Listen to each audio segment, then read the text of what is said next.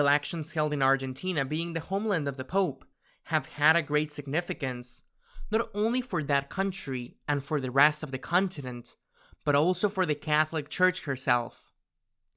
The opposition candidate, who is the one who won, Milei, a Catholic increasingly closer to Judaism, the opposition candidate, no one expected him to win so overwhelmingly, had made some very aggressive, very strong, very harsh statements before the elections against the Pope and against the Catholic Church in his country, and therefore, besides knowing who was going to win the elections, it was also at stake to know if such a frontal attack to the Church would have political repercussions, not only in a country, I insist, in a country like Argentina, being the Pope an Argentinian. The fact that a candidate attacks, as Milei did, the Church and the Pope, and that he wins the elections overwhelmingly, has evidently a meaning. And it is the little influence that the Catholic Church has in the political life of that country. I think this is unquestionable. An important part of the Catholic hierarchy has sided with the candidate who lost. The Peronist candidate, and had done so, and it must also be said, to defend the pontiff, so harshly treated by Milei. He had done it, it is true, because they identified much more with Peronism than with the opposition candidate. There have even been Eucharistic celebrations that were more like political rallies led by so-called Villero priests. I repeat, the defeat of the ruling party of Peronism also implies in some way a defeat for the Catholic Church, or for a significant part of the Catholic Church and the Catholic hierarchy, because where all the Church and many practicing Catholic voters did not want to vote for that party, Peronism, which had been governing for a long time. What is the lesson?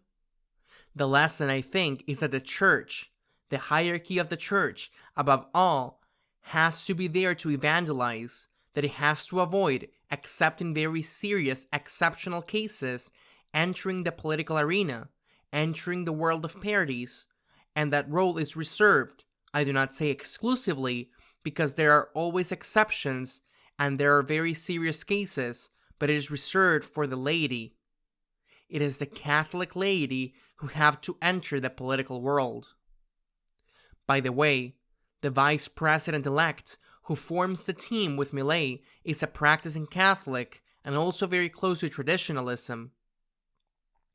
The Spanish Catholic writer Jimenez Lozano wrote many years ago that when the Church joins politics and gets involved in politics, it is always the Church that is harmed, not politics.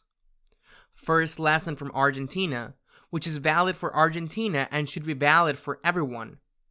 Thank goodness that fortunately, the Pope called the winner of the elections, Milei. They had a cordial and courteous conversation, and Milei invited the Pope to go to Argentina in a trip that we do not know if it will happen because it was not decided before the elections, but at least this has allowed to save some face. I insist, Milei's accusations against the Pope were excessive, aggressive, and unjustified. It was necessary to defend the Pope.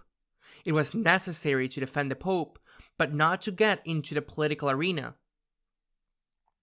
A lesson that everyone in Argentina and the rest we all have to learn. There has also been another issue, similar, although really very different. I'm referring to the mediation attempt of Pope Francis in the war between Israelis and Palestinians after the most cruel terrorist attack, unjustifiable, made by the terrorist group Hamas against the kibbutz on the border with Gaza in Israel. The Pope has tried to mediate with magnificent intentions in search of peace. The situation has become very complicated, and today we have a Jewish community with explicit manifestations, for example, in Italy, very upset with the Pope. It is not the first time that there is a situation, never the same but similar. We have to remember the two world wars in which there were Catholics on both sides, and the Pope on duty was in a delicate situation. Why? Because he had Catholics in Germany, and he had Catholics in France, and in all the countries involved in the war. We must also remember how bad Pius XII had it, and the consequences that the decisions he made still have had his memory. Pius XII was responsible for the salvations of thousands of Jews. He welcomed thousands of Jews. He gave the order for them to be welcomed in churches and convents, not only in Rome and not only in the Vatican, but in other parts of Italy and the world, for example, in Assisi. But when he knew what was happening in the concentration camps, he did not give publicity to it, possibly for the fear of reprisals against Catholics and against the Jews who were refugees in convents and parishes, and that is, there. He still had not been forgiven.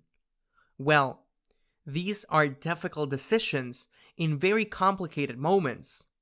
Precisely for this reason, it would be advisable for professionals to make the decisions, to intervene, to act, because it is not the same if the people are angry or discredit the Secretary of State, for example, Cardinal Parolin, than if it's a pontiff, and he's hurt, discredited, attacked by one and not by the other. It would be just as serious if the angry ones were Palestinians. I do not mean by that it's more serious if the Jews were angry. No, it would be just as serious if either of the two parties were angry. Besides, this has also happened with the mediation attempt between Ukraine and Russia. I'm not the one. Really, I am not the one to give lessons to the Pope. These are very delicate situations, but I believe that the Pope has to dedicate himself above all to exhort for peace, to ask for prayers for peace, to ask for reconciliation, also to ask for justice, to ask for peace, and let the diplomats be the ones to enter into such delicate and complex situations, because they do not only have more experience, but also because if they get discredited, in the end it is less serious, even if they have had a bad time, than if the one whose prestige is damaged is the pontiff's. Then, this week, we have had the usual, that is to say, the German Synod, which is a flame that does not go out, the German Synod that has met to go ahead with its project, with the so-called Synod Council. Well, but this week we have learned that the Pope has answered a letter addressed to him by 4 German Catholic academics, where the academics expressed their concern for what could happen in Germany as a consequence of the Synod. Well, the Pope has answered the letter and has said that he's also very concerned about what is happening, and that he also regretted that the message he wrote to all German Catholics, and especially to the Bishops' Conference, when the Synod was beginning its journey, had not been heeded. I understand that it is not the same to act against a particular bishop, like Strickland in the United States, Ray in France. Above all, they are conservatives that you know they are going to obey, than against an almost entire Episcopal Conference with very few exceptions. The German Episcopal Conferences, with few exceptions, is supporting and developing the German Synod. It is not the same, because we're talking about an Episcopal Conference that is somehow the representative of the Catholics in the whole country, although there is a great internal dissent in Germany. Well, it is not the same to act in one way or another, but I think it is good to remember the words of Cardinal Müller when the German Synod began, where the Cardinal asked the Pope to act, and to act as soon as possible. Cardinal Müller, who is German and who knows what is happening in his country, recalled what has happened when Luther began. He said that lukewarmness or hesitation of the Pope at the time to act against Luther allowed Luther to gain time and strengthen himself, gain allies, gain friends, and then it was much more difficult to act against him, and the very serious schism occurred, and we're still suffering the consequences today. Cardinal Mueller said that we have to act, and we have to do it as soon as possible to avoid greater damage, or even to avoid the possibility of breaking the Catholic Church in Germany. I do not want to finish without remembering that on Sunday, we celebrate the solemnity of Christ the King. When this day arrives, I always remember the Spanish martyrs. We should also remember the Cristero martyrs of Mexico, but I remember in a special way the Spanish martyrs. Those, today we can already say more than 10,000 priests, religious, and also laymen who died out of hatred for the faith, at the hands of socialists, communists, anarchists, who are with other names perhaps the same ones who govern Spain at this moment, and who never asked forgiveness on behalf of those who preceded them with the same or similar acronyms of their parties, and who never asked for forgiveness for what they did. They were cruel massacres preceded by dreadful tortures. Why? Because those martyrs did not want to worship the God of hatred, the communist God who is the God of hatred. He puts the cloak of justice, but he is the God of hatred. They did not want to worship him, because they had already consecrated their lives to the God of love. And they died shouting, "Love, live, Christ the King," and also died as Christ did, forgiving their enemies.